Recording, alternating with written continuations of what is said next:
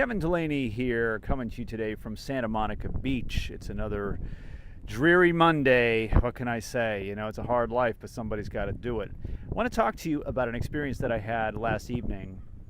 I went to a yoga class for the first time ever. I'd never taken a yoga class before or participated in a yoga class.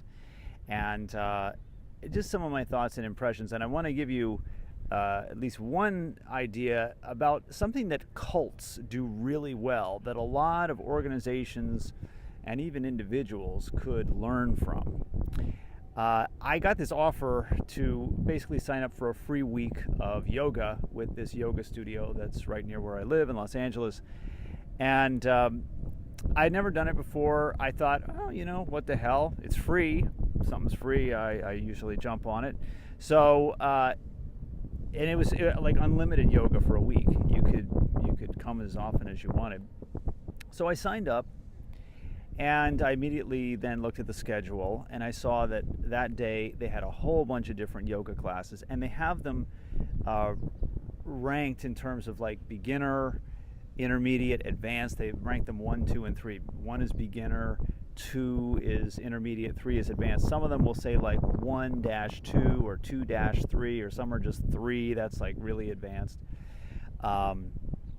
But they definitely made it clear that there's different levels here of yoga classes, and they said that this one particular class in the evening, this was ranked as 1, so it was a beginner class.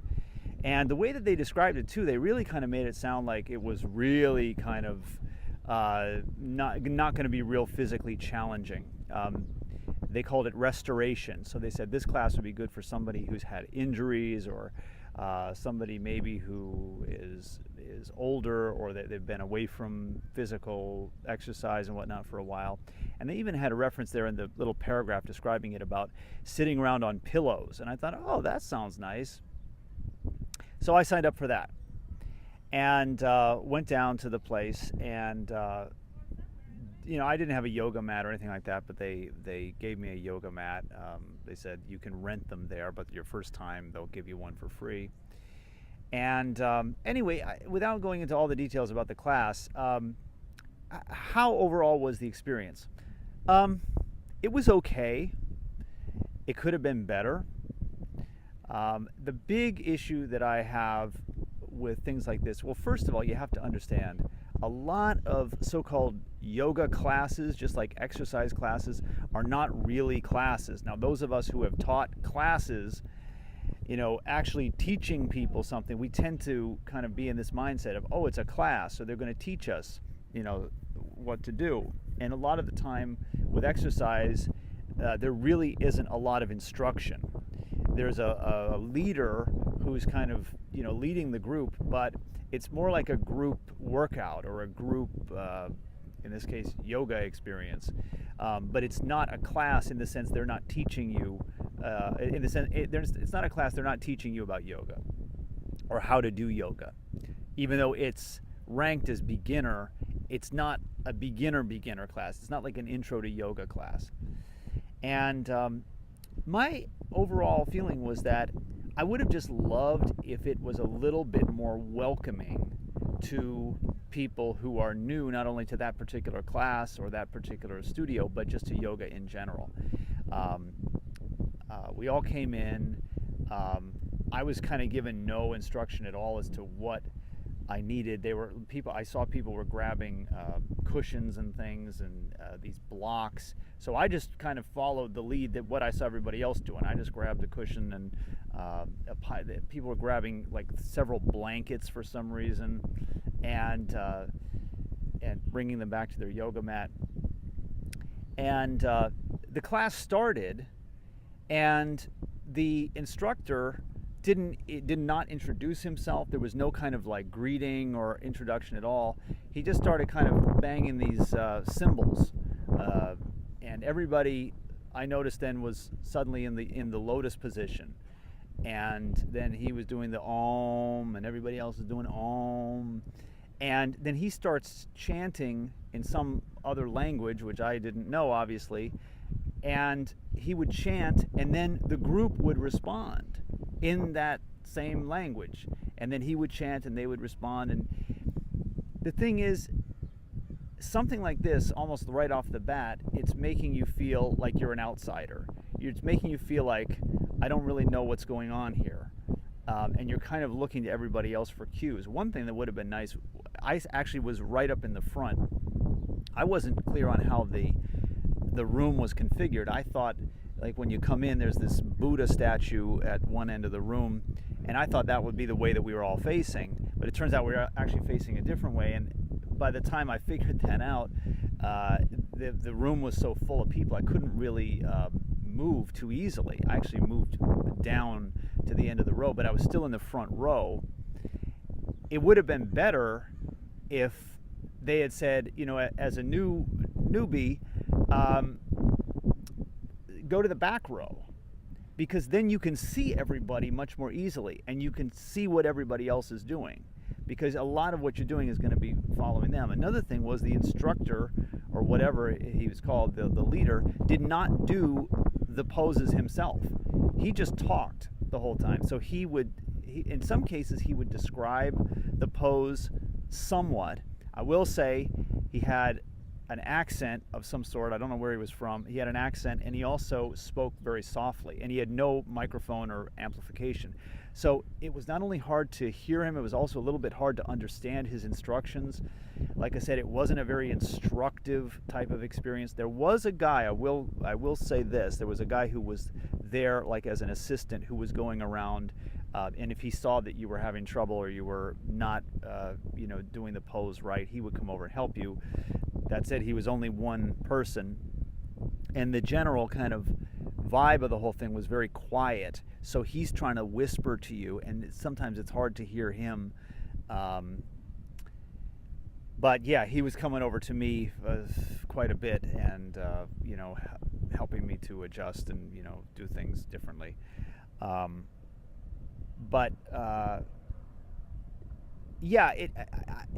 My experience wasn't great. To be honest, I actually did not enjoy it while it was happening. And in fact, I was kind of thinking, if I was closer to the door, I'd probably leave right now. But I'm kind of like all the way on the other side of the room, and I'd have to literally like crawl over people who are doing yoga poses. So I thought, whatever, I'll stick it out. I just want to see what it's like anyway. And there was a part at the end where they turned out the lights, and everybody was just kind of lying there silently, and the instructor there was he was playing a bamboo flute, not really playing any actual music, but just kind of blowing on it. But it was peaceful and meditative. I thought, now this part I can get into.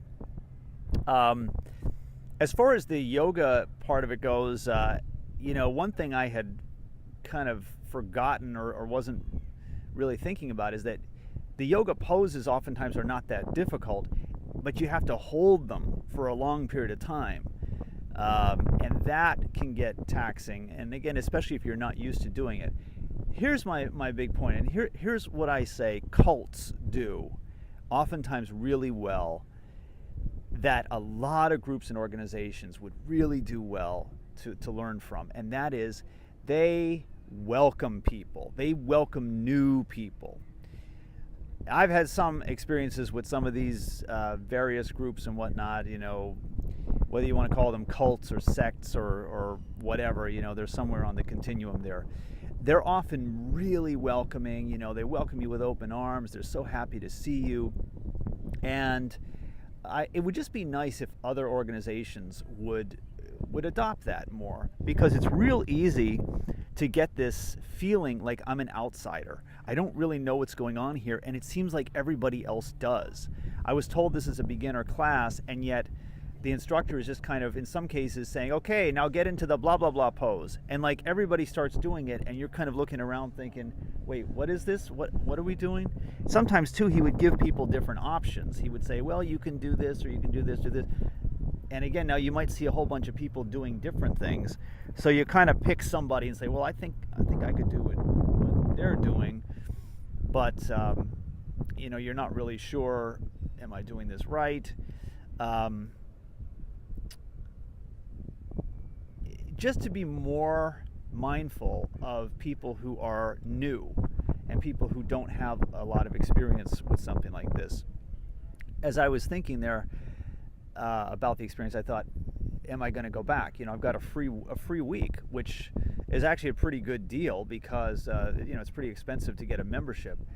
Am I going to go back even during the free week? Yeah, I probably will. I mean, it's free, right? But I'm not champing at the bit. I'm not saying, wow, I had this amazing experience last night. It was so great. I can't wait to tell you guys how great it was and how great everyone there was.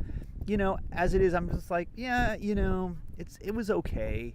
Again, I wish that they were more kind of welcoming of new people and more understanding of new people. And then as far as like buying the membership, I don't know. I'd have to have a couple more experiences there and maybe say, okay, this class is really good.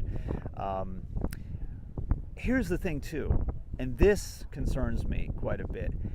I know who I am, and I know the way I am, and I know the way that a lot of other people are, and I could absolutely see somebody who's never done yoga before. Maybe, they really want to get into it. They want to get in shape. They say, this is maybe, we're already, more than 3 months into the new year, and I haven't really done much of anything about my New Year's resolution to get into shape and whatnot. So this is it. I'm doing it, and I'm really excited about it.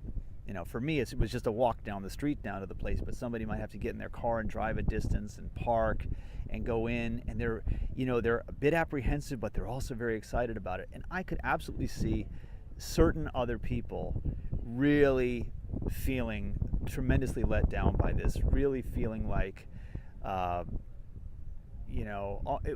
call it the spotlight effect. And I'm very familiar with this. You feel like everybody's looking at you like, what's wrong with him? Or, what's up with her? Like, why is she here? And I know especially with exercise classes and whatnot, people often feel very self-conscious about themselves, and they feel like everybody else knows more than they do and is better than they are. And that's why I say, again, you got to be really mindful of this. If you have any kind of organization or any kind of group or any kind of class, to really, really welcome the new people and make them feel welcome. There's that famous quote from Maya Angelou. People forget what you say, they forget what you do, but they never forget how you made them feel. I'm not crazy about saying someone made you feel a certain way, but if we alter it slightly, you can say the main thing that people take away from any kind of experience is the way that they felt during that experience. People tend to remember how they felt in your presence. And I think community is a very big part of any kind of class or group or organization. And even just in general, I kind of noticed a lot of people were just kind of coming into the class. We had to wait a little bit beforehand because the room that we were in there was another class that was finishing up. And, modern age, a lot of people just kind of sit down and they pull out their phones. People, for the most part, were not chatting and talking and getting to know each other. Everybody was kind of very quiet. It's a quiet place, I understand that. But, can't you have quiet conversation? Can't you get to know your neighbors? And then afterwards, it was kind of the same thing. I noticed a lot of people kind of just put their stuff away, walk down to the street. You have to take your shoes off, so they put their shoes on. And, within a minute, couple minutes, they're gone. They're out the door. They've got their yoga mat under their arm and they're walking back to their car. Anytime I've taught voiceover classes in studio, I've always encouraged people to be social, to be sociable, meet people, make friends. Don't just come to class, do the work, and then leave. As much as possible, try to make this more than just a learning experience. Make it a networking opportunity. Make it a chance to make friends.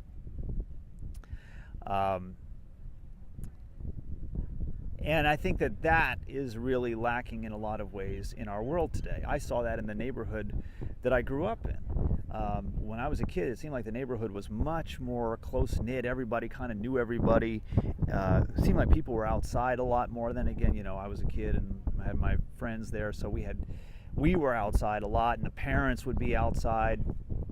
And I noticed over the years, certain people would move away and new people would move in. And from what I've heard from the few people who still live there, nobody really knows anybody anymore. It's a very disconnected neighborhood now. Everybody just kind of stays in their house, and nobody really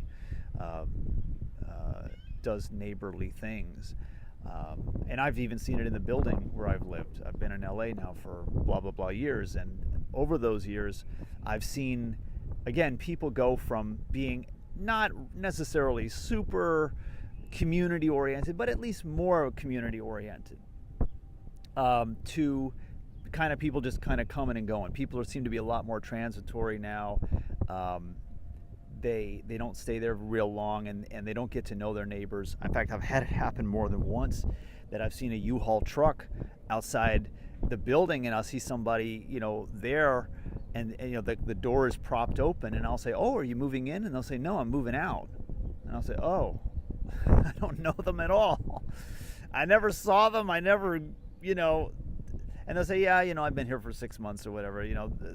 People just don't stay very long. And I think people do very much respond to a sense of community.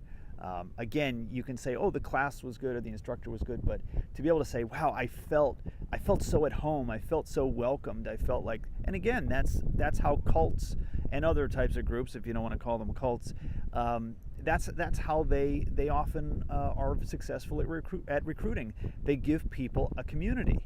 People who feel like they maybe don't have a lot of friends or whatnot. It's like, hey, come join us and be part of our group. And it works. It really does work. And I kind of wish that other organizations and whatnot would just think more like that. People forget what you say. They forget what you do. They remember how they felt when they were there and when they were doing it.